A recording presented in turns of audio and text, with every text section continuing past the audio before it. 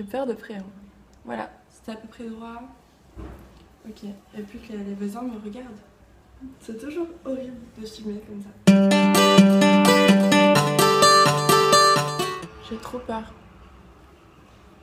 Bonjour à tous et bienvenue dans une nouvelle vidéo. Aujourd'hui j'arrive avec la troisième vidéo, je pense que ce sera la dernière, sur tout ce qui est tatouage et piercing. Donc c'est vrai que je suis repassée sous l'aiguille encore, j'en ai refait 4, oui. Et je ne peux pas faire de vidéo pour les tatouages que j'avais fait récemment, mais je me suis dit que comme j'avais pas parlé de piercing et je voulais vous faire une vidéo sur les piercings que j'avais pu faire, je me suis dit bah autant tout inclure et vous présenter les petits nouveaux. Donc je vais vous mettre des photos juste ici, c'est pour ça que je suis un peu décalée vers ce côté. Donc tout d'abord j'ai fait les 4 le même jour en fait, tout simplement. Allez, je me suis dit c'est parti. Donc j'ai fait un bisou dans le bas du ventre, donc niveau signification, c'est-à-dire que j'avais vu ça quand j'étais partie à Malte, j'étais pas allée en boîte tout simplement, et il y avait un garçon qui avait un bisou dans le bas du ventre et il me l'avait montré, je sais pas pourquoi.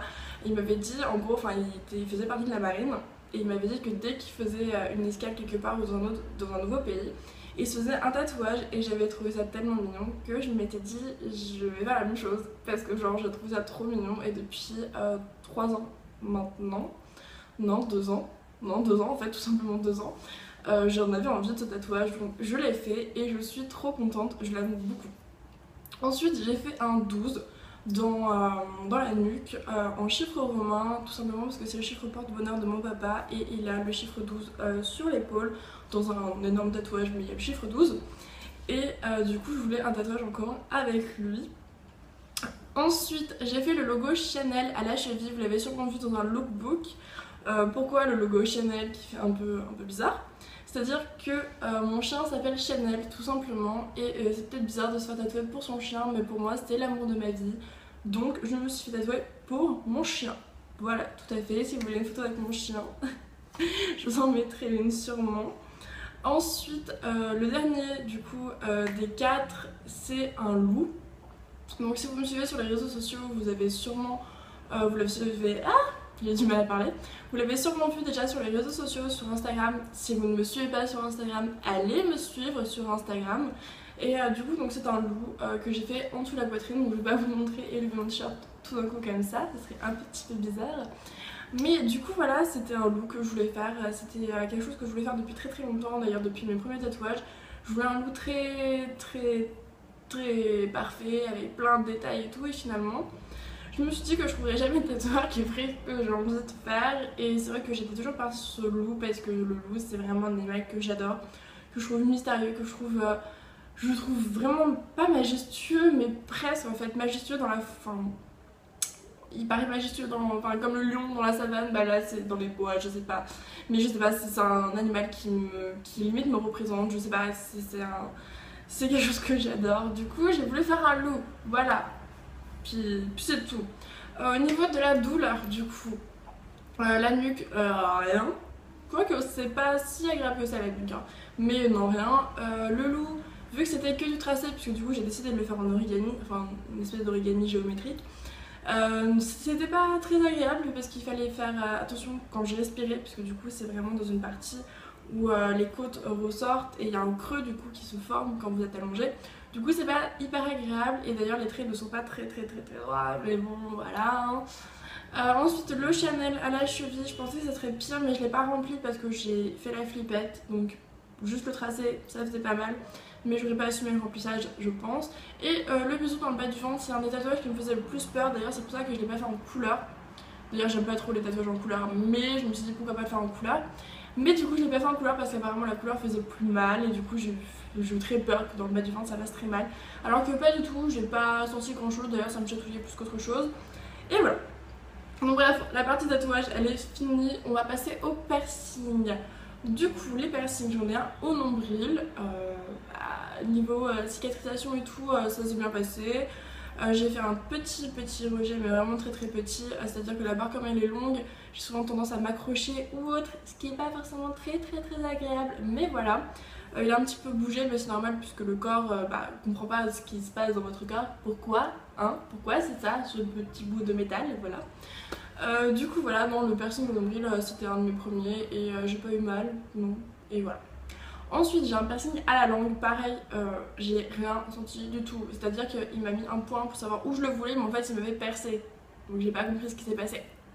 Et j'ai fait en même temps, du coup niveau cicatrisation, tout le monde me disait ouais tu vas manger de la soupe, de la glace, etc. Le soir même je mangeais des sushis et le lendemain je mangeais McDo.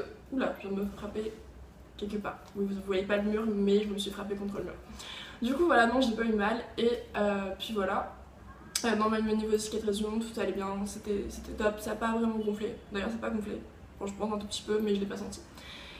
Ensuite, j'ai fait le tragus. Enfin, là, je vous dis carrément pas dans l'ordre, mais voilà. J'ai fait le tragus. Au niveau de cicatrisation, ça a gonflé. Par contre, celui-là, c'était pas top. Mais ça fait pas mal. De toute façon, les personnes ne m'ont pas forcément fait mal. J'ai 2 sur le côté aussi. Donc, de toute façon, je vais vous montrer une photo de mon oreille. J'en ai 2 dans le cartilage. Le cartilage c'est un peu compliqué quand même au niveau cicatrisation, c'est jamais le top. J'en ai 2 au niveau du lobe, très intéressant. J'ai ensuite de l'autre côté 2 anneaux. J'ai 2 petits au très haut du lobe.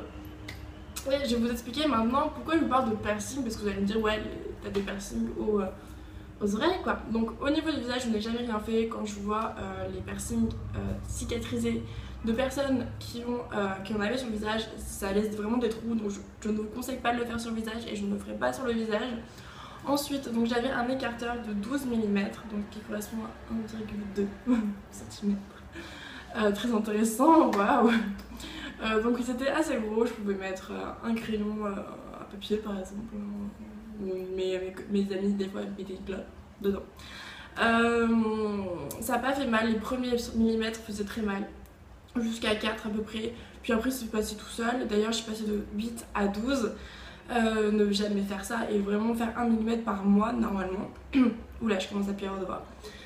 Donc ensuite je le regrette cet écarteur parce que je l'ai enlevé depuis, mais j'ai toujours mon lobe qui est toujours un peu stretché quoi, et c'est vrai que pour mettre des boucles d'oreilles maintenant ça patauge, ça fait pas beau et ça fait dégueulasse. Voilà, mais non mais c'est pas grave, de toute façon je le voulais et, je l'avais fait, je l'avais regretté, donc j'étais en 8 mm, finalement je l'ai passé en 10 mais j'avais pas trouvé d'écarteur. Finalement j'avais voulu le refaire, comme j'ai toujours pas trouvé de 10, j'étais passée au 12. C'était pas beau, on s'en fout, c'est passé, bon je regrette un petit peu mais bon je suis pas de là non plus à me faire recoudre, franchement, de toute façon je me bats de beaucoup d'oreilles à ce niveau là donc je m'en fous. Ensuite j'ai fait l'industriel et pour le coup je le regrette pas forcément. Puisque je l'ai voulu. J'ai eu mal, j'ai eu très mal à ce piercing, c'est un des seules personnes qui m'a fait mal d'ailleurs. Et non, mais du coup, il a eu du mal à cicatriser, les cheveux se prenaient en fait au niveau là. C'était pas beau. J'avais une amie qui l'avait fait en même temps, on se disait même pas qu'on sortait, mais elle l'avait fait en même temps que moi.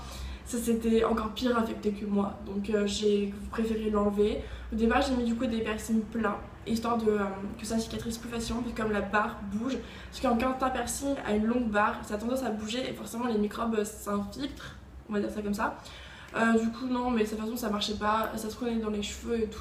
La caméra a coupé, j'en suis vraiment désolée, donc c'était juste pour vous dire que c'est un piercing que je ne referai pas. Si j'en avais l'occasion, c'est très joli. D'ailleurs, je trouve ça moins joli depuis que je l'ai eu, j'aime plus trop. Et du coup, voilà, non. C'est un piercing que du coup je ne regarde pas parce que je voulais absolument et que du coup je l'ai fait en plus sur un coup de tête. Ma meilleure amie était avec moi, j'ai fait viens, tu m'accompagnes le faire, on l'a fait ensemble et c'était parti. Et du coup, non, voilà, au niveau de la cicatrisation, c'était clairement pas possible, en tout cas pour moi, ça n'a pas marché. J'ai déjà du mal à cicatriser pour un simple piercing ou cartilage, du coup ça c'était trop compliqué. Comme je vous disais, la barre, en fait, plus elle est grande, plus ça infiltre les microbes. Du coup, voilà, c'est pour ça qu'il faut privilégier d'ailleurs les piercings plats, je pense. Parce que du coup, la barre est plus petite et ça aura peut-être tendance à moins bouger, enfin je sais pas, mais voilà. Du coup voilà, c'est tout pour la vidéo, j'espère que ça vous aura quand même plu, j'espère avoir partagé mon expérience. C'est vrai que je n'ai pas fait sur le visage donc je ne sais pas trop comment ça se passe. Oui, j'ai oublié un piercing d'ailleurs. J'ai fait un piercing, c'était là d'ailleurs, c'était en surface au tragus. poste, on peut appeler ça comme ça. C'était une barre qui passait et je pense que c'est pour ça que j'ai fait la vidéo et j'avais pensé à cette vidéo parce que les surfaces, faites très attention parce que ça a tendance à faire des rejets. Je l'adorais, si franchement je pouvais le refaire, je le referais, mais j'aurais trop peur que ça refasse un rejet. Je l'ai énormément aimé. Au niveau de la cicatrisation, c'était très bien au début, il n'y a pas eu du tout de soucis jusqu'au moment où j'ai fait un rejet d'un coup, mais d'un coup, c'est à dire que je rentrais chez moi. Vous allez sûrement voir un chien apparaître, ou pas, bon tant pis. Donc du coup en fait je rentrais chez moi, je regardais un petit peu comment il allait mieux ou pas mieux d'ailleurs, et il m'est resté dans la main. Donc vraiment le corps a rejeté mon piercing. Donc voilà, c'est juste pour vous dire, du coup les surfaces, faites très attention, allez chez un bon perceur. Maintenant, s'il vous propose un espèce de piercing comme ça là, dites-vous que c'est pas forcément plus adapté parce que c'est plus des piercings pour arcade sourcilière. Maintenant les surfaces, il faut qu'ils soient comme ça en fait, en rectangle. Donc voilà, c'était juste pour les petits conseils, etc. Donc pour le visage, je ne connais pas. Du coup, c'est tout pour la vidéo. J'espère que ça vous aura quand même plu. Laissez vos petits messages en commentaire comme d'habitude. N'hésitez pas à vous abonner à ma chaîne. Tous les liens sont en barre d'infos. N'hésitez pas à vous connecter sur mes comptes Instagram que je vous mettrai aussi en barre d'infos. Je vous aime fort. Je vous dis à bientôt et à la prochaine vidéo.